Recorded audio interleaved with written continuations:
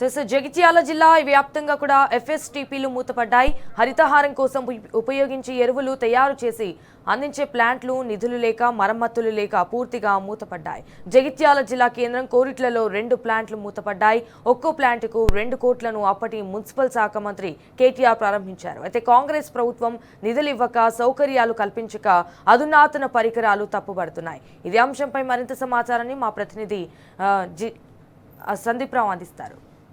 జగిత్యాల జిల్లాలో మొత్తంగా 2 ఫ్లికల్ surge treatment ప్లాంట్లు ఉన్నాయి. అవి ఒక పార్కులాగా అద్భుతంగా తీర్చిదిద్దింది బీఆర్ఎస్ సర్కారు. దాదాపు 2,50,00,000తో జగిత్యాల జిల్లా శివారు ప్రాంతంలోని నూకపల్లిలో, అలాగే ఇటు కొరుట్ల పట్టణంలోని శివారు ఏస్కోని గుట్ట ప్రాంతంలో కూడా 2 నిర్మించారు. అదంతా కూడా ఎందుకు, మానవ వ్యర్థాలను దానికి అర్థం తెచ్చేలా ఒక ఎరువును తయారు చేసి హరితహారానికి చెట్లకు వినియోగించాలనేది దీని లక్ష్యం. ఈ క్రమంలో మనం ఒక్కసారి ఈ ప్లాంట్లో ఉన్నాం. గత కాంగ్రెస్ సర్కారు ఏర్పడ్డప్పటి నుంచి కూడా ఇది పూర్తి నిరుపయోగంగా ఉంది. కారణం నిధులలేమి కావచ్చు, మరి గత బీఆర్ఎస్ సర్కారు ప్రజలకు మంచి చేస్తుంటే వీళ్లకు నచ్చలేదేమో, మొత్తానికైతే దీన్ని నిరుపయోగంగా వదిలేశారు. ఇటు జగిత్యాల జిల్లా కేంద్రంలో ఉన్నటువంటి ఈ ప్లాంట్తో పాటు అటు కోరుట్లలోని ఏస్కోని గుట్టలో కూడా ఫికల్ స్లడ్జ్ ట్రీట్మెంట్ ప్లాంట్ను సాంకేతిక సమస్యలు, రకరకాల కారణాలు చెప్తూ మూత వేశారు. అయితే ఇందులో పనిచేసేటువంటి సిబ్బంది కూడా ఎవ్వరు కూడా ఇక్కడ అందుబాటులో లేరు. మొత్తంగా మనం చూస్తున్నాం, మొత్తంగా చెత్త చెదరంతో నిండిపోయింది. అసలు పట్టించుకునే వారే కరువైపోయారు. మొత్తంగా దాదాపు 1,83,00,000తో మలమూత్రాలను సేకరించి సేంద్రియ ఎరువును తయారు చేసేటువంటి ఈ మానవ వ్యర్థాల శుద్ధీకరణ కేంద్రం ఇది. ఎందుకంటే దాదాపు అంటే రాష్ట్ర వ్యాప్తంగా అనేక ప్రాంతాల్లో కూడా బీఆర్ఎస్ సర్కారు, కేటీఆర్ గారు పురపాలక శాఖ మంత్రిగా ఉన్నటువంటి సమయంలో ప్రత్యేకించి దీన్ని తీసుకున్నారు. ఈ క్రమంలో కొద్ది రోజుల పాటు సక్రమంగానే కొనసాగింది. బీఆర్ఎస్ పార్టీ అధికారంలో ఉన్నంత వరకు కూడా ఇది సక్రమంగా కొనసాగినప్పటికీ ఇప్పుడు పూర్తిగా కూడా నిరుపయోగంగా మారింది. ఎందుకంటే నిధులు లేక, అలాగే ఈ మిషన్లలో సాంకేతిక సమస్యలని చెప్తున్నప్పటికీ కూడా మరి ఆ సమస్యలేంటో వాళ్ళే చెప్పాలి. ఎందుకంటే మానవ వ్యర్థాలను గుట్టల్లో పాడేస్తున్నారు.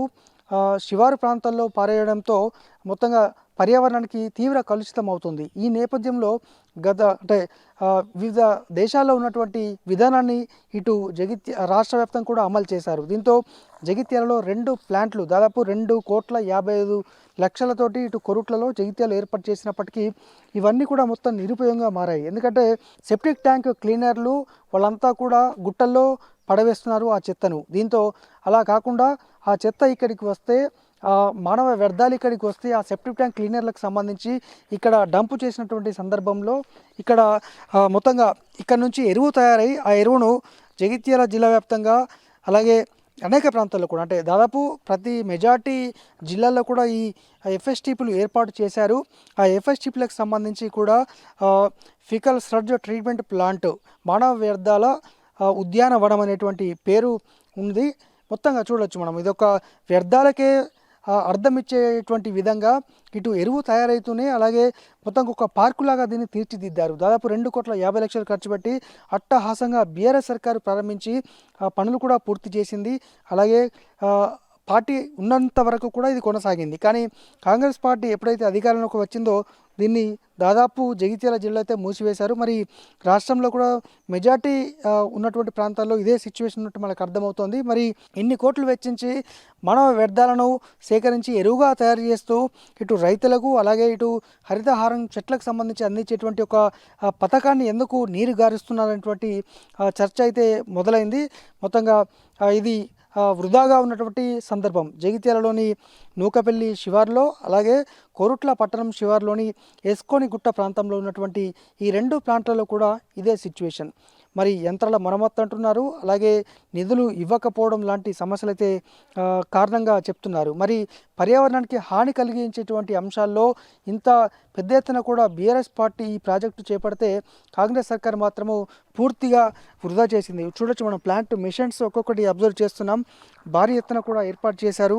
దాదాపు ఒక్కొక్కటి మొత్తంగా 2,50,00,000 ఓ చోట 1,55,00,000 ఈ విధంగా ఉన్నటువంటి సిచ్యువేషన్. మరి ఎందుకు ఈ రకంగా వృధాగా వదిలేశారనేటువంటి చర్చ అయితే కొనసాగుతోంది. ఎందుకంటే మానవ వ్యర్థాలను అడవుల్లో ఇతర ప్రాంతాల్లో గుంతలో పూడ్చిపడేస్తే పర్యావరణ కాలుష్యం జరిగి ఇటు ప్రజలంతా కూడా తీవ్ర ఇబ్బందులు ఎదుర్కొంటారన్న నేపథ్యంలో కేటీఆర్ గారు స్వయంగా దీన్ని ఒక లీడ్ తీసుకొని ఈ కార్యక్రమం అయితే చేపట్టారు. మరి ఎందుకు ఇప్పుడు వృధాగా పడుంది? ఇప్పటికైనా ప్రభుత్వం చలించి దీనికి సంబంధించి ఇక్కడ ఉండేటువంటి పనిచేసే వారికి ఉద్యోగాలు జీతాలు ఇస్తూనే వీరికి న్యాయం చేయాలి. అలాగే ఈ ఫికల్ స్లడ్జ్ ట్రీట్మెంట్ ప్లాంట్లు తక్షణమే ప్రారంభించాలనేటువంటిది ప్రజల నుంచి వస్తున్నటువంటి డిమాండ్. కెమెరా పర్సన్ మనోజ్ కుమార్తో సందీప్ రావు, టీ న్యూస్, జగిత్యాల జిల్లా.